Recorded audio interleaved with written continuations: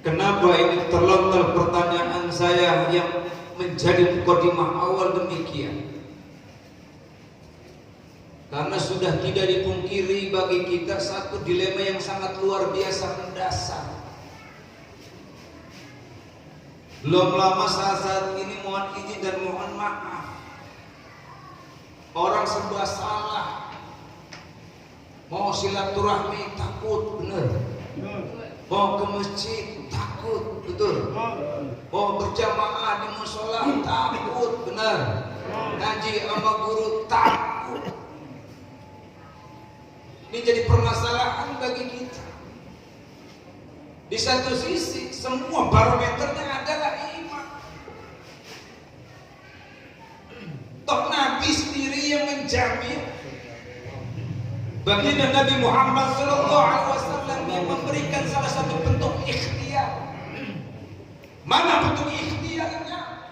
Kalau toh pengen pribadi kita, orang yang mau panjang umur, sehat walafiat, berkah kadar rezekinya, faliyashur rahimah, suruh mendawamin, ngebiasain cinta akan silaturahmi. Apalagi saya tadi izin sama Kiai, saya bukan pribumi asli Bekasi Pak, saya pendatang dari kota Depok. Kebetulan sang mantan orang sini. Ya gini-gini gue punya mantan bro. Sekarang sudah menjadi istri setia bagi saya. Itu pos yang pertama. Jangan apa. Ada ponakan saya terdiam dulu. Ngomong. Kiai jamaah saya izin. 2007-2008 saya mengabdi di daerah Mandailing Natal. Satu pelajaran motivasi buat saya.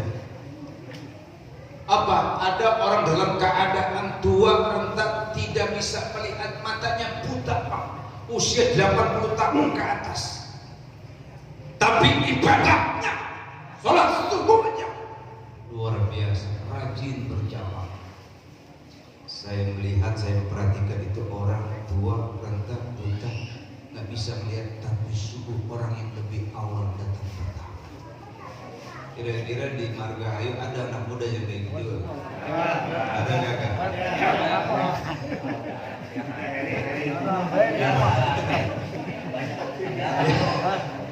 Betul Pak.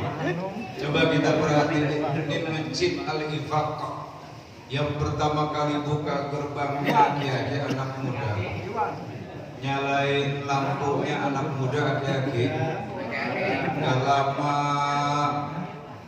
waktu azan beduk bertalu berbunyi, itu yang mukul anak muda kayak azannya aki-aki, qomatnya, yang imamnya, mimpin tahlilnya, mimpin doanya. Gak lama matiin lampu aki-aki, betul. Yang gulung karpet juga aki, yang ngepel masjid Jami Al-Ifaqah aki, yang mati cucu sialan. Gak ada bang anak muda. Tapi satu pelajaran penting bagi kita bang, terlebih anak muda. Karena mohon izin, mohon maaf, orang Batak yang tua renta tadi ngasih nasihat begini dia, guru-guru. Apa bahasa yang kata beliau? Ustaz, Allah baik. Ustaz ala pendatang doh, oh. Sanari Ustaz bularna alat pendatang pala bisa kita mergaul dot ibad tandai itu alat tandai itu lima ibad jad perangai itu alat pecah perangai itu lima. Barisan ini pada melotot ngerti kata. Padahal terjemahan di bawah. Kita orang tua orang tak ngasih nasihat. Jadi kadang-kadang di mana saya silaturahmi saya sampaikan ini. Kata beliau, Ustaz orang pendatang, betul Bapak. Maaf Ustaz, kalau bisa mah yang namanya pendatang mau bergaul sama masyarakat, betul nggak Pak? Kalau kita kenal sama masyarakat, masyarakat yang insya Allah kenal kita. Setuju? Kita baik sama masyarakat, masyarakat baik sama kita, akur. Tapi kalau kita pendatang tidak mau bergaul, tidak mau bersosial, tidak mau bermasyarakat, apalagi dibarengi dengan peramaian yang jahat, maka kejahatan dan keburukan itu akan jadi senjata makan tuan, bumerang buat diri kita. Setuju? Na'udzu, summa na'udzu billahi min. Jadi yang pertama nih saya takziman wa takriman kepada guru saya, senior saya di komunitas IDMI, Ikatan Dai Muda Kota Bekasi. Baru hari ini Pak Soan, karena 2 minggu yang lalu saya juga ngisi acara di Pemda Bekasi, di Pondok Umum, sampai ke acara kematian kayak gini Pak. Nah, kemarin banyak yang meninggal ya Pak. Di Margahayu sama nggak ya? Wah, Ustadz panen kemarin mah. Iya, 1 RT 7 orang. Makanya nggak ada yang perebutan Pak.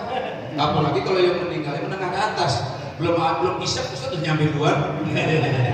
Ya Allah ya Rabb, tabarakallah. IDMI itu Ikatan Dai Muda Kota Bekasi. Alhamdulillah. Makanya saya pendatang. Guru saya nyampaikan, mungkin juga Kiai pernah menyampaikan, yang namanya pendatang di mana kaki berpijak di situ langit dijunjung. Setuju? Setuju?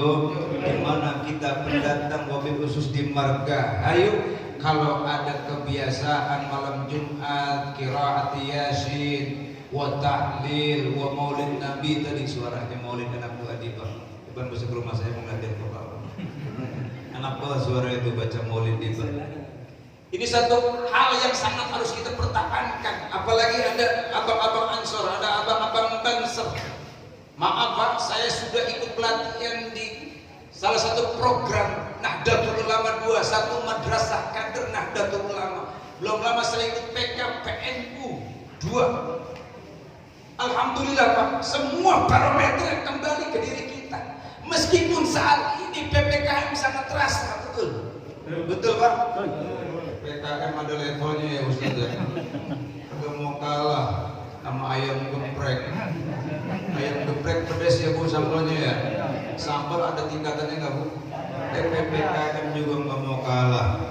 Tapi semua kembali ke diri kita Bu, siap atau tidak menyikapinya. Ujung-ujungnya kan awalnya kan sama PSBB, benar. Reinkarnasi berubah jadi PPKM, program pembatasan kegiatan masyarakat, betul. Hampir-hampir kemarin kita nggak boleh acara Idul Adha, benar. Hari Raya Kurban hampir-hampir gagal. Tapi dengan izin dan ridho Allah semuanya berjalan dengan lancar, alhamdulillah. Yang kerja di PHK, benar. Abang kerja diputuskan, setuju? Ya Allah ya Rabb, tabarakallah. Yang kerja diberhentikan, diputuskan, kontraknya habis. Ada yang diperpanjang kerjanya, tapi gajinya dipotong 50%, benar? Betul. Lu ponakan saya curhat sama saya gimana ya? Udah rasain baik. Betul. Ujung-ujungnya kan orang pegang kepala. PPKM juga Bang. Apa PPKM yang kedua? Pala pusing, kantong menipis. Benar. Akhirnya kan sebelah salah mau biar bagaimana juga orang rumah bini kita. Benar. Coba yang dikit-dikit nanyain duit siapa? Laki apa bininya? Coba. Ibu langsung jawab. Ya Allah, ini dilema bagi kita. Ujung-ujungnya maka timbul PPKM yang ketiga. Pelan-pelan kita mah. Bu, ini juga terjadi adanya corona. Ibu sih doanya kurang tepat. Maaf, izin. Sekali lagi, bukan salah, kurang tepat Bu. Kenapa? Belum lama kejadian acara di Gunung Putri, saya ceramah di sana. Itu nenek-nenek Kiai girang, dapat yang namanya bansos, bantuan sosial duit 300.000. Saking girangnya nanya sama RT sama jajarannya, Pak RT bantuan apaan? Mengenai agak tahu itu bantuan si corona. Yang namanya nenek-nenek nggak tahu corona apaan. Ya Allah Pak RT, yang gini masih ada yang baik, orang sedekah. Kalau gitu mah Pak RT mohon izin, mohon maaf, kita angkat tangan bareng-bareng, kita doain si corona panjang umur, rezekinya berkah, sehat walafiat. RT sama rombongannya amin, kagak megang pegang orang. Hati doa. Tapi mohon izin dan mohon maaf, malam ini kita taklim, apalagi ada nuansa sebulan sekali beliau termasuk saya murid beliau Taharus bin Nikmah. Karena biar bagaimanapun mohon izin kalau bahasa saya mau beliau ngopi darat. Apa ngopi darat? Kalau bahasa ngaji orang udah gerah duluan bang. Bahasa ngaji, bahasa talim udah gerah. Makanya saya pernah ceramah di kaum marginal. Kaum marginal itu dari kepala sampai kaki. Bang Ansor itu orang-orang tatoan. Maka jadilah sebagai organisator di Nahdlatul Ulama orang yang merangkul, jangan pernah memukul. Kau ambil hati, jangan kau benci orangnya. Setuju? Dekati, jangan kau jauhi. Ini kadang-kadang kita menjadi sebuah organisator banget dengan organisasinya, langsung gampang mendiskreditkan orang lain, langsung gampang menjatuhkan orang lain, langsung gampang memponis orang lain. Padahal bisa jadi orang yang diponis itu di hadapan Allah dan Rasulnya lebih mulia daripada orang yang memponis. Setuju? Setuju? Ya Allah ya Allah. Termasuk ujian saat ini corona. Kemarin banyak yang kena corona di masjid ini, guru enggak? Banyak kan? Ibu banyak nggak bu? Ya. Saya sampaikan izin dikit. Bapak datang ke masjid Al-Ifaq. Kata baginda Nabi Muhammad sallallahu alaihi wasallam, "Man intadala liyata'allama ilman ghufirallahu lahu qabla an yakhtuha." Kata baginda Nabi, siapa orang yang mau melangkahkan kakinya liyata'allama ilman, untuk menuntut ilmu sama guru kita, nuntut ngaji, nyari sesuatu yang kurang dalam diri kita, nyari ilmunya Allah, wasilah guru-guru kita. Ghafirallahu lahu, niscaya Allah akan ampuni dosa yang bersangkutan. Qabla ayyahtuwa, sebelum kita melangkah ke masjid Al-Ifaq, yakin dosa dan kesalahan kita dimaafkan oleh Allah Subhanahu wa taala. Amin. Allahumma ya rabbal alamin. Ya, termasuk saat ini corona masih terasa, kita rasa.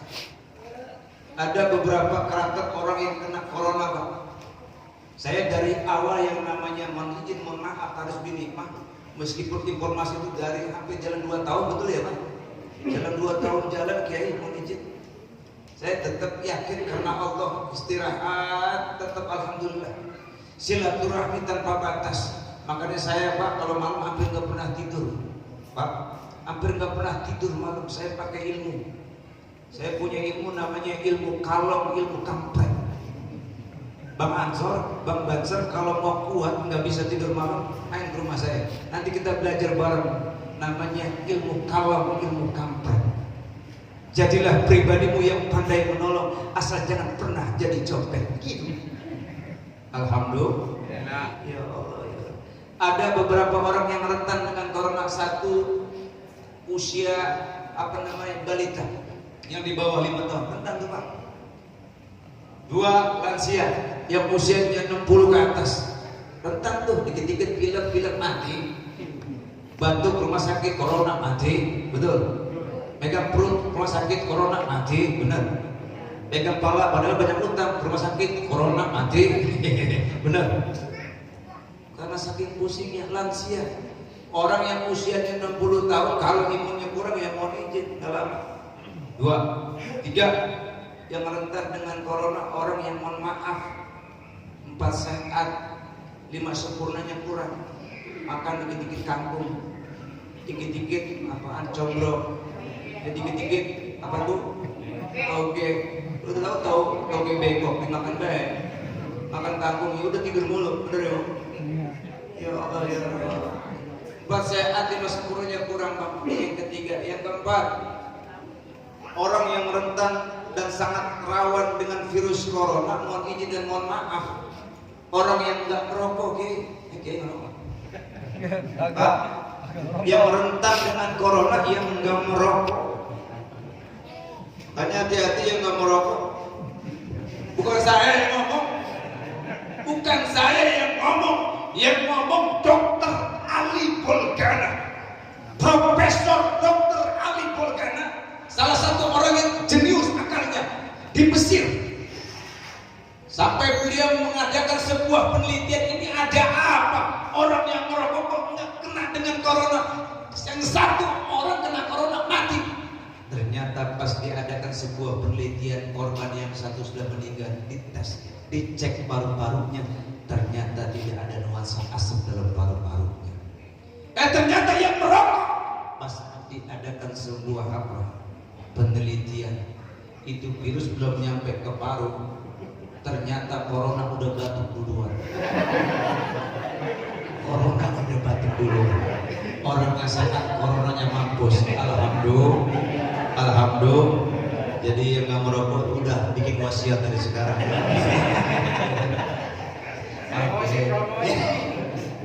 Kata Kiai promosi, ya Allah ya Rabb. Nanti sekarang saya punya misi, Kiai mohon izin.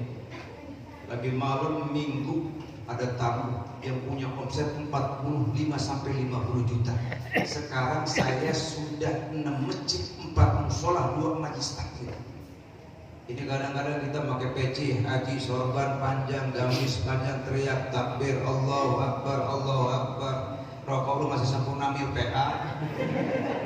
Rokok lu masih di Samsung. Kenapa? Itu punya Philip Morris. Philip Morris itu asli keturunan Yahudi Israel. Berarti ente secara tidak langsung merokok sambil istighfar. Astagfirullah, astagfirullah, astagfirullah. Karena ente sedekahnya ke Israel. Israel membantai saudara kita siapa? Palestina. Hei, membantai saudara kita siapa? Palestina. 3 tahun saya berhenti. Saya rokok kalau bukan disambut Kiai itu enggak menerima saya. Terakhir 8 bungkus, paru-paru saya hitam, ginjal saya kotor, suara saya nggak nyaring kayak tadi. Ustaz boleh bagus. Dulu saya pakai disambut ngaji, takbir kenceng, suaranya keluar, asap keluar 2, 3, 4. Sekarang nggak begitu. Pas giliran saya latihan vokal, pada subuh saya latihan vokal.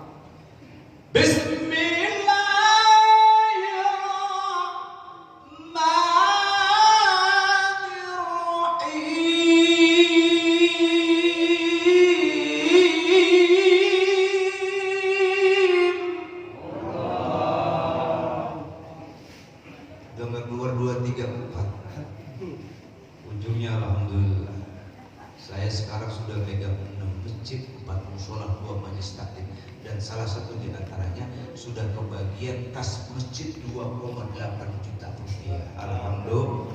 Ini kayaknya kalau masjid di Papua punya dana kas gabung sama saya, nanti saya ngobrol di luar masjid ya. Ini boleh mah, karena ini pribadi saya sama beliau. Kira-kira kalau bermanfaat buat kas masjid, bisa gaji imam rawatib, bisa gaji merbot masjid, kira-kira halal apa haram? Halal apa haram?